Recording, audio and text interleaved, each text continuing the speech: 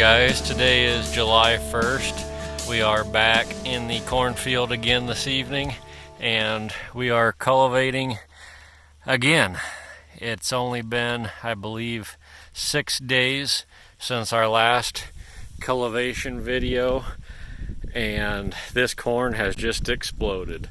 We've had highs in the mid 90s and evening temperatures in the upper 70s, and this corn has went from about 6-8 inches to about 2.5 feet in about 6-7 days. So we are throwing a bunch of dirt in at the row, and as you can see, we are getting basically everything buried.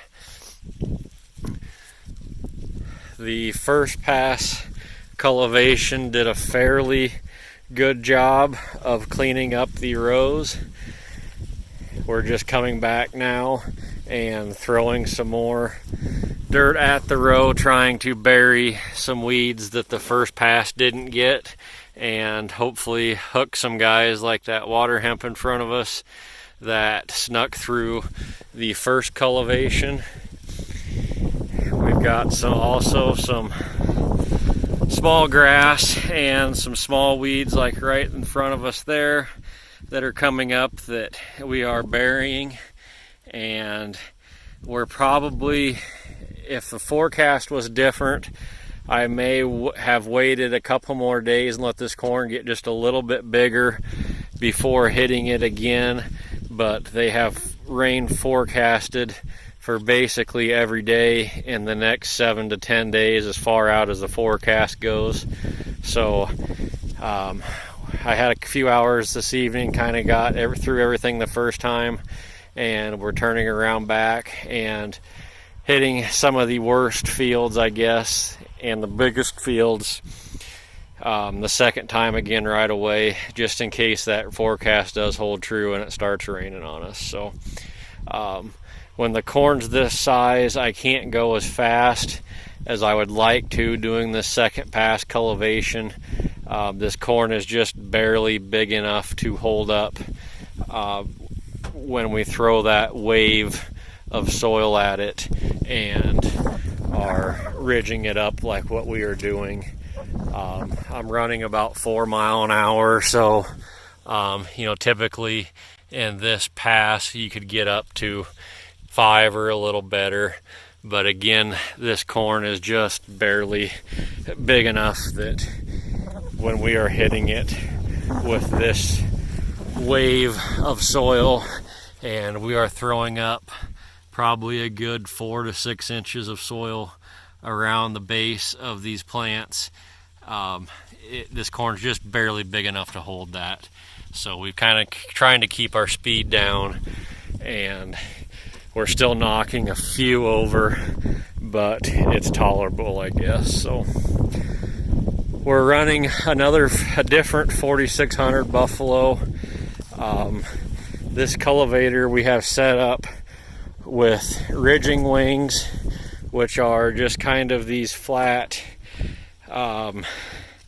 sweeps that sit behind the main sweep, and they just throw that wave or that loose soil that gets turned up by the front sweep and the disc killers.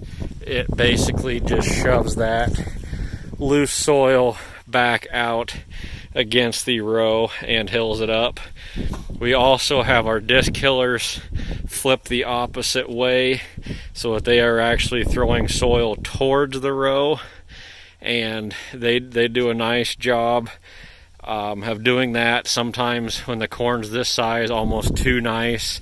They can, if you've got some clay spots like what we have or some wetter soils, they can get to throwing too much soil and knocking corn over. The shields don't quite go up far enough to protect the corn from that, from those disc killers, what those disc killers are throwing. So that's kind of why I have to keep my speed down to this evening, is that those disc killers, you get going too fast, they really get to moving dirt, and and the stage that this corn's in, and it's also been growing very fast, and it's probably about 90 degrees today. So this corn is very soft and flexible, and we get going too much speed, they just get throwing too much, and that wave, it will knock corn down, I guess. So we've went to a much narrower sweep for this pass. We were running a 24-inch wide sweep at the first pass, trying to cut the full width. This is a 16-inch sweep, trying to stay out of roots. Normally this corn, when we're using this cultivator at this pass, would be another foot taller, and then you really want you got to be careful to stay away from those roots. So running a much narrower sweep, and then following the sweep with the ridging wing, or hilling wing. Some people call it ridging, hilling, ditching, laying by, kind of many different words, but kind of all mean the same thing, of just throwing up that loose soil back against the row and hilling it up, burying weeds. So I do have shields obviously on this cultivator. They help in keeping, when we're running a little bit deeper with this cultivator, trying to get some more soil to throw back in.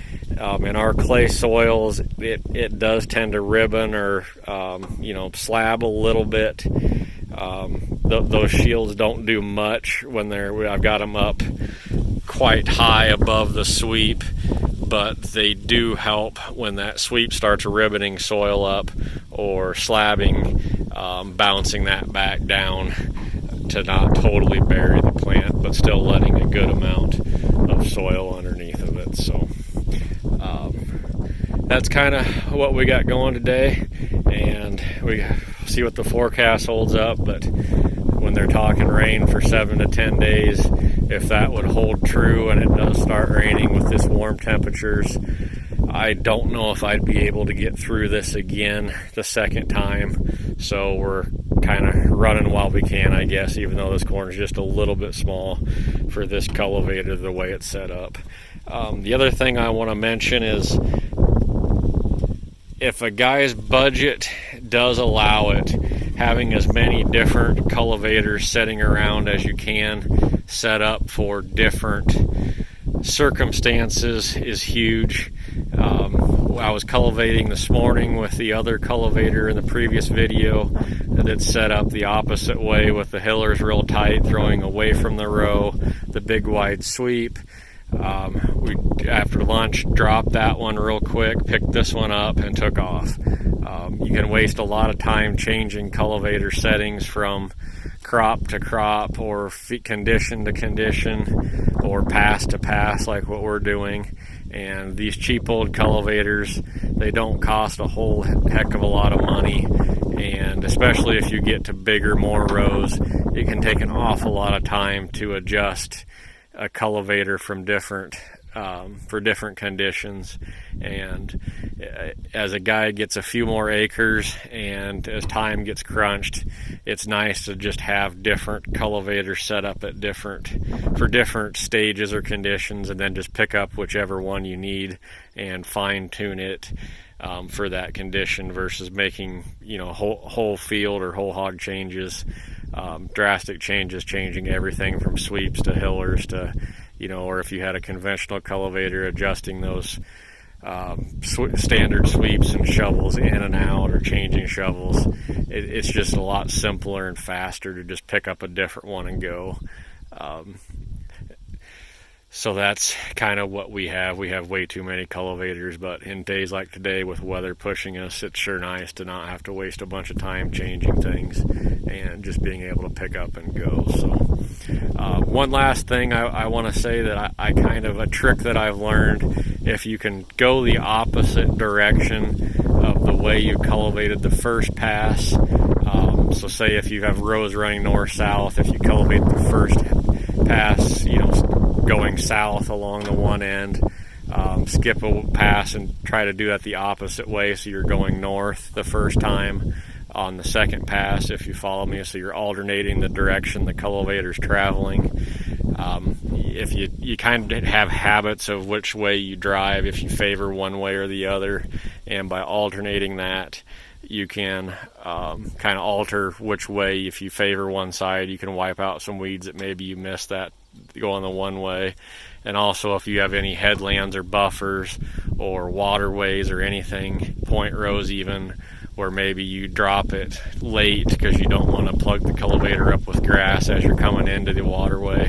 When you turn around the next time, when you're coming from the field into the waterway, you can leave it down. And by alternating that back and forth, you can kind of work it out so that you can get all of the field covered, even if you have to leave the first foot or two coming out of the grass or a headland or something.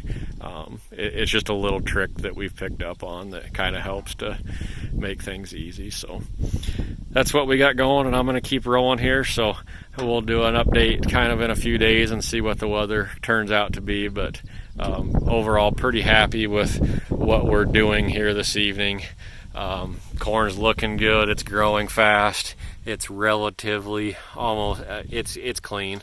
I've got just a few weeds right in the row, but as you can see looking down here, there's nothing wrong with this field. So we'll keep in touch and talk to you guys later.